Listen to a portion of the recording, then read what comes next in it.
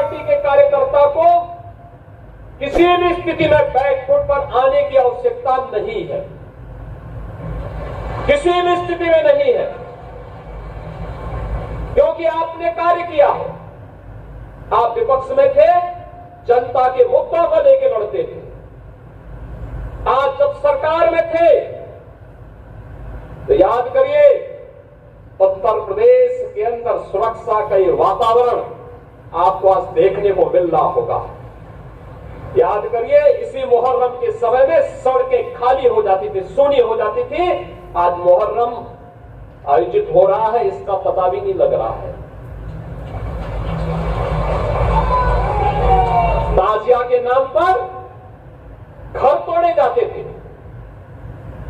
People के पेड़ काटे जाते थे, सड़कों के तार हटाए जाते थे, पुल तोड़ दिए जाते थे।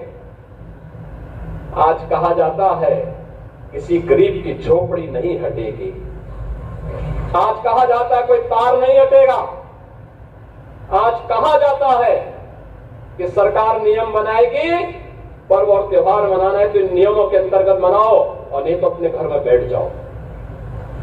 ये मनमानापन नहीं चल सकता है। और विधि का शासन कैसे होना चाहिए, सुशासन कैसे होना चाहिए, यह भारतीय जनता पार्टी की सरकारों ने देश के अंदर करके दिखाया है।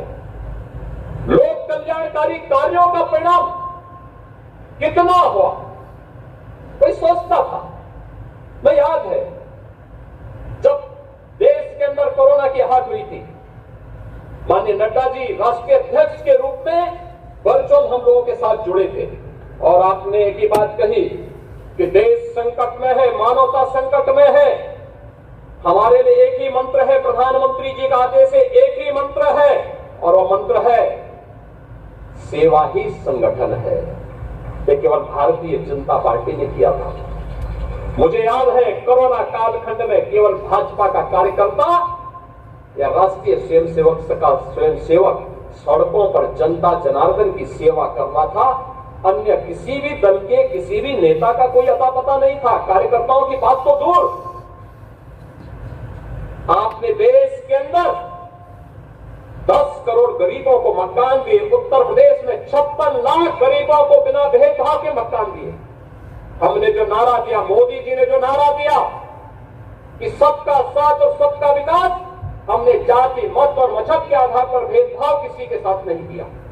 हम आज भी कह सकते हैं हमने किसी के साथ भेदभाव नहीं किया, कोई भेदभाव किसी के साथ नहीं किया।